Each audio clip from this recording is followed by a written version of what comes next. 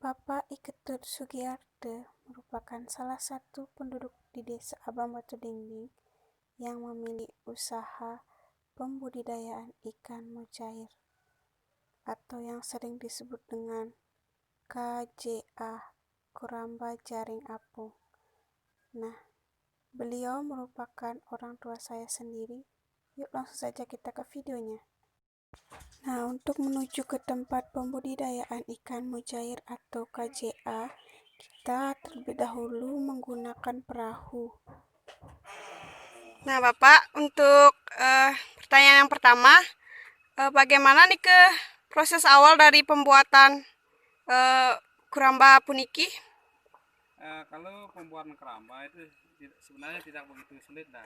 Pertama kita menyiapkan bambu-bambu ini, yaitu tergantung dari berapa jumlah yang akan kita buat. Yang misalnya kita buat kalau di sini kan berapa itu sekitar 15 lubang. Kita bikin itu beli bambu. Biasanya dari luar yang bawa bambu ke sini gitu. Begitu pertama beli bambu, kedua menyiapkan pelampung juga kita beli juga dari ada dagang dari sini. Begitu juga yang ketiga membeli tali. Setelah itu baru kita membuat pembuatan dari ukuran misalnya dari 4x4 atau 4x12 itu kita rakit. Setelah rakit sudah ukurnya sudah itu pas, baru kita tarik ke keramba yang kita bikin di daratan, kita tarik ke danau gitu. Di danau keramba itu kita bikin lagi itu sejenis biar tidak bikin batu di bawahnya, kita kasih tali misalnya ujung sana satu, ujung sebelahnya satu, ujung sebelah sana satu, yang satu. Kita bikin 4 titik aja itu. Dikasih di bawahnya kasih batu atau bikin sinus dari semen itu bisa. Kalau nggak ada batu bisa juga di pasir itu campur sama semen, itu ditaruh kita taruh di masing-masing sudut gitu. Oh, seperti ini itu kasih tali ya biar tidak bergerak. Misalnya ada gelombang kan bisa tidak bergerak gitu. Kalau tidak diisi tali nanti bisa lari kemana-mana itu. Itu awalnya prosesnya. Setelah bikin tempat KJA ini sudah berisi ukuran 4x4 atau 4x8. Nah itu keduanya baru proses jaringnya itu juga proses pembuatan jaring itu juga kita beli jaringnya dari dagang ada itu. Setelah itu baru kita bikin kotak seperti ukuran yang tadi misalnya 4x4 atau 4x8 gitu. Nah setelah bikin kompak baru kita menyiapkan pembibitan itu. Kita pembibitan juga beli dari dari PBI dari Tabanan itu. Dia ada yang mengirim dari sana untuk pembibitan. Misalnya ukuran dari misalnya 9x12 itu. Itu yang pertama. Setelah pembibitan berukuran misalnya sudah mulai kita dari awal itu sudah berumur 1,5 bulan atau 2 bulan, baru kita lagi itu disutir namanya itu ukuran yang sama. Misalkan dari pembibitan biar di sini pindah ke ukuran yang lebih besar gitu. Ya setelah sudah disutir baru itu untuk proses penggemukan yang dari 2 bulan sampai 6 bulannya itu lagi 4 bulannya. Setelah 6 bulan seperti ini baru udah bisa panen gitu. Itu prosesnya awalnya gitu. Nah untuk pakan kan kita juga kan beli dari dagang sini. Udah ada yang mensuplai itu dari luar. Untuk toko-toko sini itu lebih gampang kita. Yang gampang belinya dari sini, dekat lah.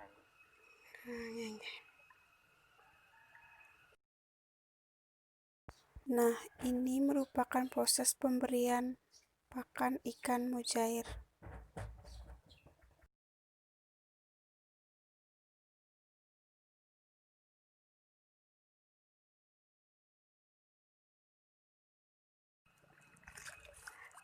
Halo Bapak. Ya. Saya mau sedikit bertanya terkait usaha ikan mujair yang sedang Bapak jalani. Begini Bapak, sejak kapan usaha ikan mujair ini mulai Bapak jalani?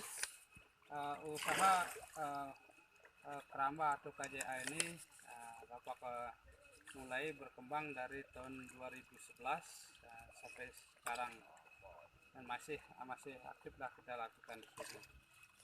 Begitu. Nah, semenjak usaha ini berjalan, apakah Bapak pernah mengalami kerugian?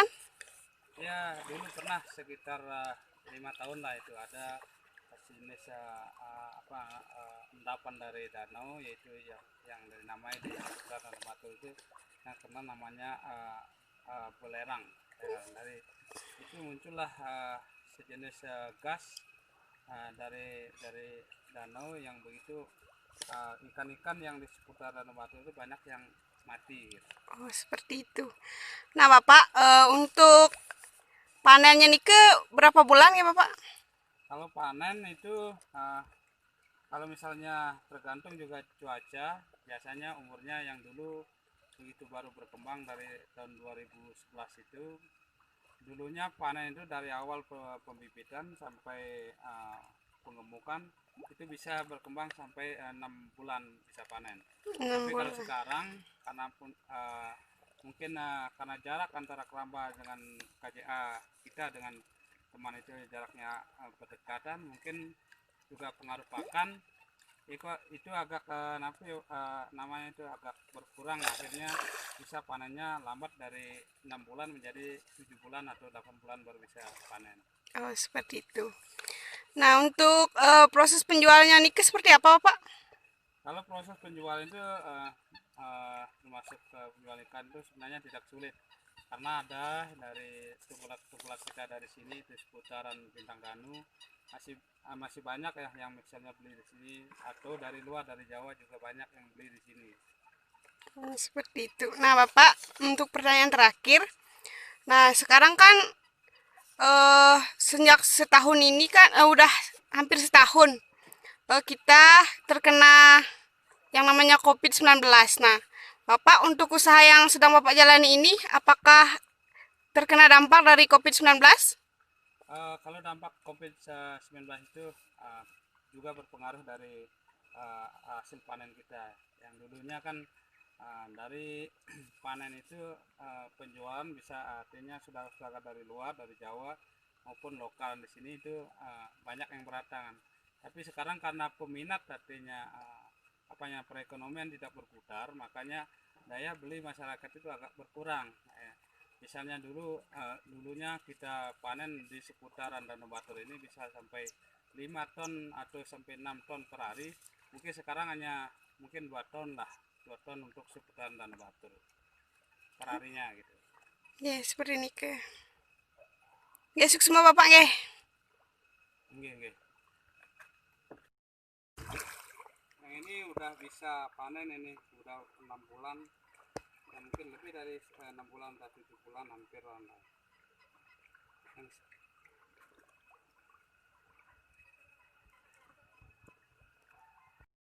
Ini agak ini masih pembibitan, itu habis sutir baru umur 2 sampai 3 bulanan lah, sebelah sini.